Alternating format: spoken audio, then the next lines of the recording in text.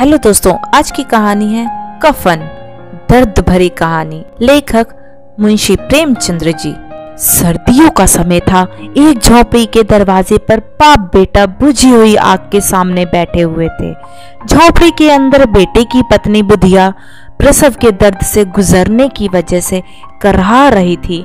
कभी हल्की तो कभी जोर से उसके मुंह से चीखें निकलती थी। उसके कराने की आवाजें और चीखें सुनकर दोनों बाप बेटे का दिल सहम जाता था। बुधिया के ससुर घीसू ने आधी रात तक चीखें सुनी और फिर थक कर कहा कि ये बचेगी नहीं। घीसू का बेटा और बुधिया के पति माधव ने चिढ़ते हुए जवाब दिया, मरना है तो जल्दी मरे ना। पिता ने कहा, अपनी पत्नी के लिए ऐसा कह रहा है जिसने अपना रात दिन इसी घर को दिया। तब दुखी आवाज में माधव बोला, मुझसे उसका इस तरह तड़पना और हाथ पांव मारना देखा नहीं जा रहा है। दोनों ही बाप बेटे काम से जी चुराते थे। बाप एक दिन काम करता तो 2 दिन तक घर में आराम। उसका बेटा माधव तो और भी ज्यादा कामचोर था। 1 घंटे काम करता था और फिर 2 घंटे का हुक्का पीता रहता। इनकी ऐसी ही हरकत की वजह से कोई इन्हें काम नहीं देता था। ऐसा नहीं था कि गांव में काम की कोई कमी थी, लेकिन घर में जब तक खाने के लिए लाले ना पड़ जाएं, तब तक ये काम के लिए घर से बाहर नहीं निकलते थे। पूरी झोपड़ी में 4 बर्तन और कुछ फटे हुए कपड़ों के अलावा कुछ भी नहीं था। दौलत के नाम पर यही था इनका। दोनों के सिर पर खूब कर्ज था, लेकिन संतोष इतना कि इन्हें बस एक टाइम थोड़ा खाना मिल जाए, उसके अलावा कुछ नहीं चाहिए था। दुनिया भर के ताने भी सुनते थे, लेकिन इन्हें कोई फर्क नहीं पड़ता। इनमें इतना संतोष था कि इनके सामने साधु संतों का संतोष भी कम पड़ जाता। जब बहुत जरूरत पड़ती थी तो बाप पेड़ से कुछ लकड़ियां तोड़ता और उसका बेटा उन्हें बेचकर कुछ पैसे ले आता था। ये पैसा जब तक इनके पास होता तब तक दोनों में से एक भी काम करने के लिए नहीं जाते थे।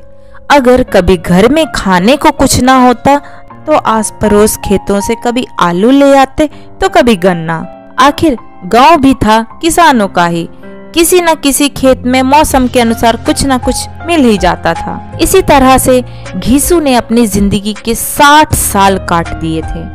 आज भी बाहर आग के पास बैठकर किसी के खेत से लाए आलू को भूनकर दोनों बाप बेटे खा रहे थे और बुधिया अंदर दर्द से तड़प रही थी। माधव की बुधिया से कुछ साल पहले ही शादी हुई थी।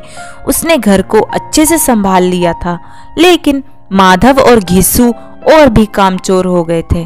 अभी दोनों के मन में था कि बुधिया जल्दी से दुनिया से चली जाए और वो आराम कर सके। आग में भुना हुआ आलू छीलते हुए घीसू ने अपने बेटे से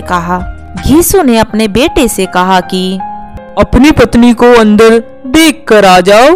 कुछ हो गया तो पैसा नहीं है कोई काम करवाने के लिए। घीसू के बेटे ने अंदर जाने से इनकार कर दिया। उसे डर था कि कहीं उसका पिता सारे आलू ना खा जाए। वो बोला कि मुझे डर लगता है, आप ही अंदर जाकर क्यों नहीं देख लेते। माधव के पिता घीसू ने जवाब दिया, कैसा डर, मैं बैठा तो हूँ यहाँ। तुझे पता है जब तेरी माँ बीमार हुई थी मैं उसके पास 3 दिन तक बैठा था। अगर मैं अंदर जाता हूँ तो उसे शर्म आ जाएगी। ससुर हूँ उसका, वो कैसे मेरे सामने अपने हाथ पांव पटक पाएगी। जवाब में माधव ने कहा, बच्चा हो गया है ते क्या करेंगे, हमारे घर तो कुछ सामान भी नहीं है। माधव बोला, बच्चा तो आए एक बार, घर में सारा जरूरी का सामान आ जाएगा, भगवान सब संभाल लेंगे। कल के दिन यही आस पड़ोस के लोग बच्चा होने पर बिन मांगे घर में चीज देकर जाएंगे। वैसे घीसू के गांव के मेहनती किसानों की भी हालत कुछ अच्छी नहीं थी।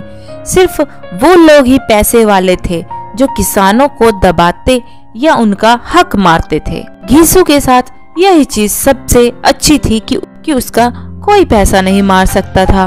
वो ना तो रात दिन मेहनत करके पैसा कमाता था और ना ही अपना फायदा किसी को उठाने देता था। कोई काम देने आ भी जाए तो कभी तो 3-4 गुना ज्यादा मजदूरी की रकम बता देता था। घीसू को इसी बात की तसल्ली थी कि वो दूसरों की तरह रात दिन मेहनत करके ही फटे हाल में नहीं था। वो तो मेहनत करता ही नहीं था और अपनी जिंदगी को मजे से जीता था। उसके साथ के लोग मुखिया व गांव का दूसरा ओहदा हासिल कर चुके थे, लेकिन वो गरीब का गरीब ही था। इस बात के लिए गांव के लोग उसे कोसते थे, पर मजाल है घीसू को कुछ देर के लिए भी बुरा लगे। घीसू और माधव को भूख इतनी लगी थी कि वो गरम गरम आलू खाकर अपनी जीभ जला रहे थे। आंखों से आंसू निकल रहे थे, लेकिन पेट की आग बुझाने के लिए वो गरम गरम आलू को निगलकर उसकी आग को पेट तक पहुंचा देते थे। ज्यादा गर्म आलू खाने की वजह से दोनों की आंखों से पानी निकल रहा था, पर भूख तेज थी, इसलिए दोनों में से कोई रुका नहीं। आलू खाते हुए घीसू को 20 साल पहले वाली निकली ठाकुर की बारात में मिली दावत याद आ गई।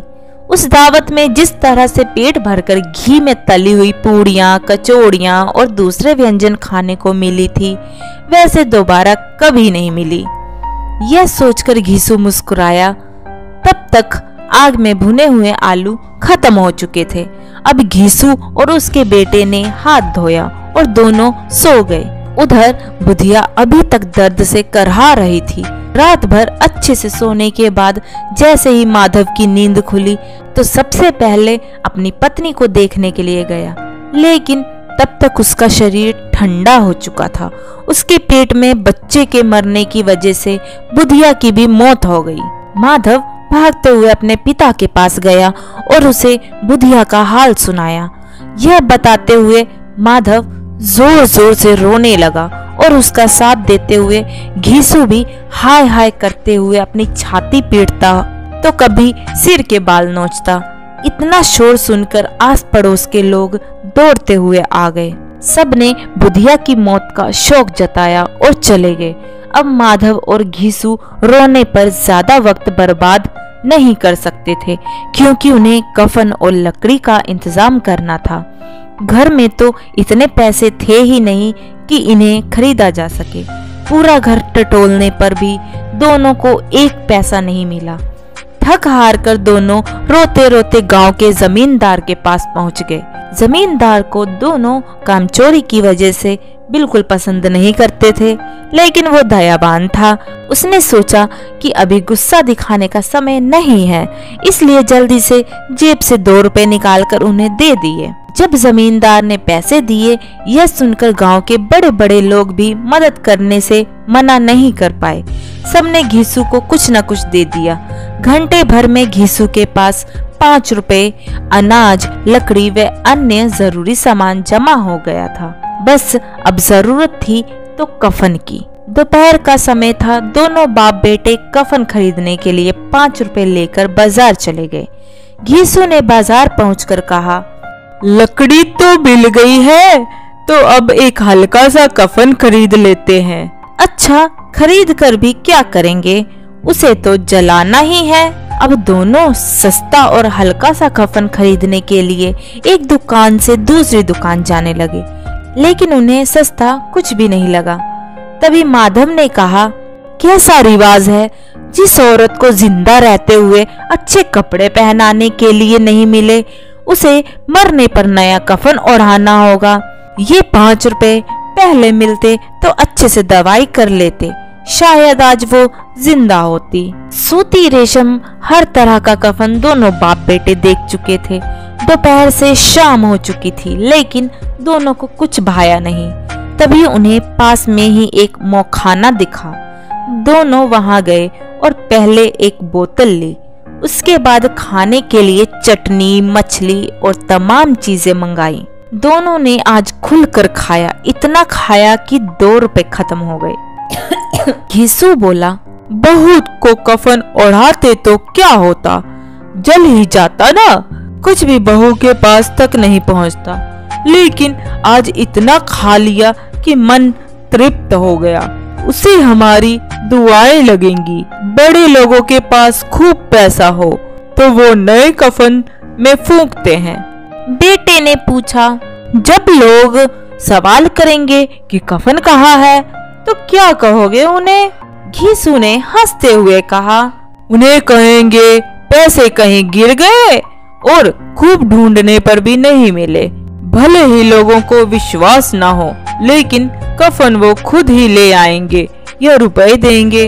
अपने पिता की इस बात पर माधव भी जोर जोर से हंसने लगा और बोला कि बहुत अच्छी थी बुधिया, जाते जाते हमें खूब खिला गई, उसे स्वर्ग में ही जगह मिलेगी। अब बचे हुए पैसों से घीसू ने और पूड़ियां मंगवाई और साथ ही अचार भी। मजे से दोनों पूड़ियां खा रहे थे। खाते खाते घीसू ने कहा, हमारी आत्मा खुश हो रही है तो उसे पुण्य तो मिलेगा ही। माधव ने भी सिर हिलाते हुए हाँ कहा।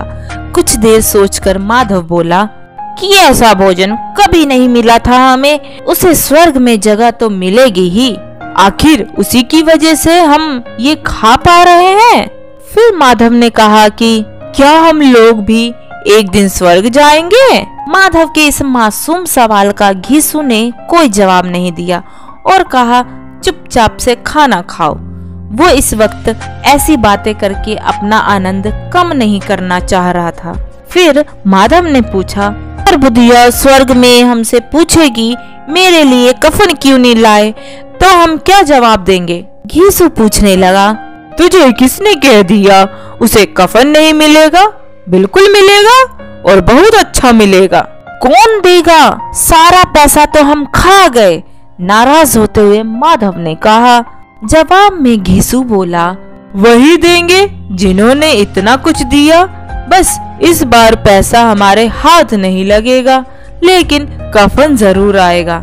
माधव जोर जोर से रोते हुए कहने लगा, स्वर्ग की रानी बनेगी मेरी पत्नी, उसने बहुत दुख झेला है यहाँ।